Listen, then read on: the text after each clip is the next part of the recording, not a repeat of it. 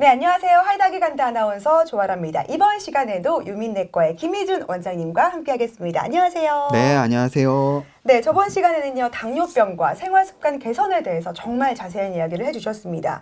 이번에는요, 당뇨병 환자에게 정말 중요한 거죠. 당뇨약. 뗄래야 뗄 수가 없는 겁니다. 당뇨약과 올바른 혈당 관리 방법이라는 주제인데요. 혈당을 올리는 약이 있다고 합니다. 어떤 약일까요? 일단은 혈당 올리는 걸로 이제 제일 조심해야 될 건 거의 한 가지 종류입니다. 네. 제일 많이 올리는 게 이제 스테로이드라는 네. 약 성분이 되겠고요. 스테로이드는 지금 현재로서는 피부과에서 뭐 두드러기나 알레르기 그런 쪽으로도 많이 쓰고 뭐 내과나 가정의학과 이런 데서도 알레르기나 두드러기로 많이 쓰고 있고요. 저희 한 번씩 다 먹어봤죠. 네, 그렇게 많이 쓰고요. 또 많이 쓰는 게 이제 통증 치료할 때 이제 주사로도 많이 놓고요. 약으로도 많이 쓰고요. 그리고 효과도 또 굉장히 좋습니다.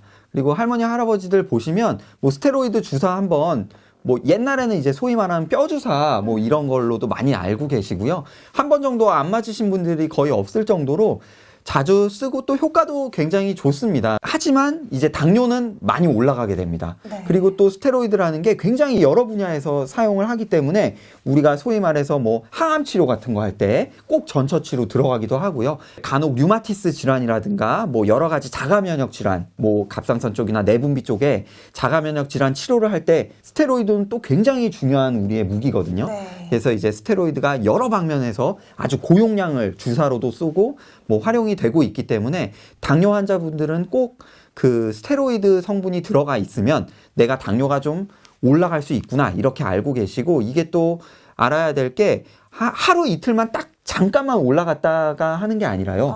우리가 주사를 맞고 약을 먹게 되면 길면은 뭐 일주일에서 한 달까지도 아주 길게 영향을 끼쳐요. 치료 효과랑 부작용을 잘 주치의분이랑 상의를 해서 꼭 필요할 때도 많거든요. 네. 그래서 그런 거를 꼭 저울질을 하셔서 내가 알고 맞으면은 문제가 없을 것 같아요. 그래서 저 같은 경우에는 스테로이드가 워낙 또 효과도 좋고 필요한 사람들이 많기 때문에 무조건적으로 그거를 썼다고 막 배척하거나 네. 뭐 경계감을 주거나 그러지는 않고요. 다만 이제 아까 말씀드린 대로 내가 당뇨병 환자다, 당뇨가 조금 조절이 안 된다, 그럼 꼭 주치의 선생님한테 그거를 얘기를 하고, 특히 이제 통증은 수시로 뭐 물리치료라든가 항상 다니시는 분들이 있으니까 그런 분들은 또 주사를 되게 좋아하시거든요. 또 네. 통증이 좋아지니까 그럴 때는 꼭 몇 번 설명을 드려서 관리를 잘 하도록 하고 있습니다. 이 스테로이드 외에는 그 당 수치를 올릴 수 있는 약들이 인터페론이라든가 뭐 면역 억제제처럼 조금 세분화된 특화된 분야의 약들이 좀 있는데요. 네. 그 평상시에는 흔하게 올라가는 약들이 많지는 않으니까 스테로이드 정도만 꼭 기억하시면 좋겠습니다. 두 번째는요, 제가 정말 궁금한 거예요, 이거. 젊은 분들도 당뇨병에 노출이 되기가 쉽잖아요, 요즘에는. 그런데 젊은 시절부터 당뇨병 약을 많이 먹고 그러면은 주위에서 말리는 경우도 많다고 합니다. 그리고 약에 대해서 거부감을 느끼는 사람들도 많잖아요. 네. 오늘 영상에서는 이 질문이 이제 가장 중요한 질문인 것 같아요. 네. 그래서 저도 이제 개인적으로 진료를 볼 때 제일 안타깝게 이제 생각할 때가 바로 이렇게 말씀하실 때입니다. 네. 그래서 당뇨병이 이제 진단이 됐는데 약을 먹기 싫은 거죠. 사실은 뭐 저도 다 이해가 되는 게, 약 먹기 누가 좋아하겠어요, 사실. 왜냐면 약 먹기 젊으니까 운동이나 식습관으로 그쵸. 개선이 될 것 같아요, 막. 그래서 누구나 다, 저도 그렇지만 진료실에서도 항상 이 얘기를 드리는데, 뭐 병이 처음에 진단됐을 때 약을 이제 평생 거의 먹어야 되잖아요. 당뇨병도 그렇고 고혈압도 그렇고 거의 없어지는 병이 아니라 평생 간다고 생각을 하기 때문에 약을 어떻게든 안 먹으려고, 나는 진단이 됐지만 약을 안 먹고 좀 지켜볼래요, 이렇게 말하는 경우가 많은데, 이게 이제 가장 안타깝기도 하고요. 당뇨병은 지난 뭐 첫 번째 그 영상에서도 한번 말씀드린 것처럼 우리 몸에서 이제 음식물을 통해서 들어온 당이라는 게 췌장이라는 장기에서 네. 인슐린을 분비해서 조절을 하게 되는데요. 우리는 음식물을 통해서 당뇨가 항상 들어오는데 이걸 이제 조절을 하는 기능이 망가진 겁니다. 그렇기 때문에 이거를 이제 평생 지켜보겠다고 하는 거는 결국 이 망가진 뭐 인슐린으로 인해서 당뇨가 항상 우리 혈관을 타고 당 성분이 많이 떠다니게 되고 이게 이제 과량으로 항상 노출이 되기 때문에 모든 장기에 뭐 머리라든가 심장이라든가 손발 어떤 신경이라든가 뭐 혈관까지 다 침착이 되게 됩니다. 그래서 결국엔 내비두면 모든 장기가 서서히 망가지게 되는 거죠. 그래서 결국 약을 안 먹고 지켜보겠다는 거는 내가 이제 아직은 젊고 증상이 없으니까 내 온몸의 장기에 당뇨가 이제 침착이 돼서 망가뜨릴 때까지 지켜보겠다는 거예요. 그래서 사실은 이게 아쉽지만 꼭 물어보는 게 이제 약을 먹으면 평생 먹어야 되지 않냐. 그래서 약을 먹기가 싫다. 이렇게 말씀을 하시는데 그거는 아닙니다. 그래서 약을 시작하면 약을 먹었기 때문에 이제 계속 먹어야 된다. 이게 아니고요. 내 몸의 인슐린, 내 몸의 췌장에서 분비하는 인슐린의 어떤 호르몬 기능이 망가졌기 때문에 내가 그거를 보완하고 치료를 하기 위해서 질병이 생겼기 때문에 당뇨병을 받아들이고 약물 치료를 해야 되는 겁니다. 네. 받아들이셔야 된다. 이거 꼭 인지를 하셔야겠습니다. 모든 장기를 보호하기 위해서는 젊음을 과신하지 마시고 약 꾸준히 드시고 네. 평생 모니터링을 하셔야 된다는 거를 강조를 하셨습니다. 네. 또 하나만 코멘트를 드리면요. 네.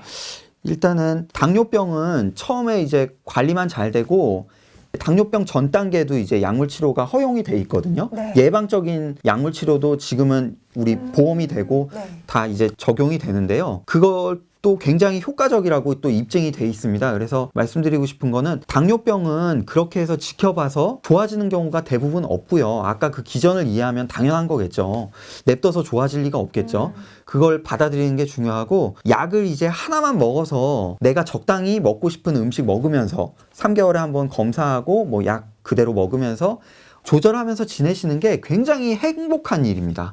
행복한 일이에요. 그래서 나중에 젊었을 때부터 계속 반복과 악화를 자주 경험하게 되고 이제 내가 뭐 식이 조절도 어렵고 운동도 어렵고 해서 결국에는 나중에는 점점 높아지거든요.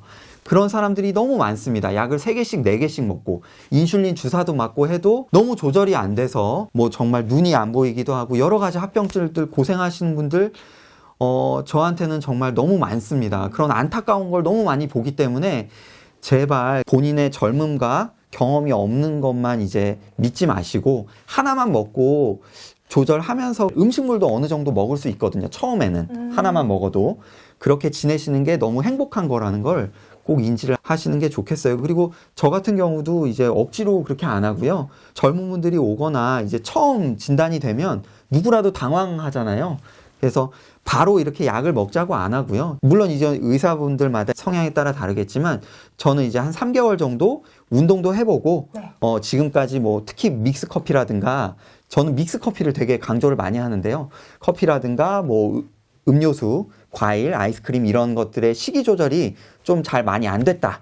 그러면 3개월 동안 엄격하게 그거를 조절을 하고 다시 한번 검사를 해서 그때도 당뇨가 지속이 되면 그때는 좀 저랑 같이 꼭 약속해서 약을 시작하자 이렇게 말씀을 드리는 편입니다. 네. 오히려 미리 발견된 게 운이 좋은 편이네요. 그렇죠? 그럼요. 네.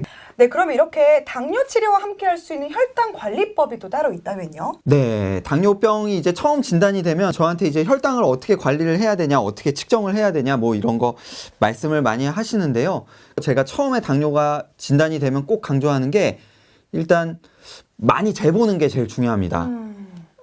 저번 시간에도 얘기가 나왔지만 당뇨라는 게 이제 당이 조절되는 정도가 무너졌다는 거를 자기가 느끼는 게 제일 중요하기 때문에 처음에 진단되신 분들은 내가 음식을 뭐 포도 하나를 먹어보면 또 얼마나 올라가는지 방울토마토가 뭐 당 조절이나 다이어트에 좋다고 하는데 여러 번을 재봐서 이렇게 본인이 느끼는 게 중요하다고 말씀을 드리고요. 그래서 실제로 건강에 좀 관심이 많고 특히 뭐 잘 챙기시는 분들은 자가혈당 측정기로도 하루에 2번 제가 강조하는 것처럼 공복 때 한 번 밥 먹고 2시간 뒤에 한 번 재는 거를 거의 생활화하셔서 저는 매일 재는 것도 좀 통증이 있으니까 그게 또 저는 부담스러울까 봐 일주일에 한 번에서 2번 정도만 정해놓고 내가 편한 날 꼭 재고 적어오라고 하거든요. 네. 그렇게 꾸준히 하신 분들은 내가 방울토마토 하나 먹고 30분 1시간 뒤에 몇 정도 올라가는지 50이면 50, 100이면 100 거의 정확하게 알고 계세요. 그렇게 느끼시는 게 중요하고요.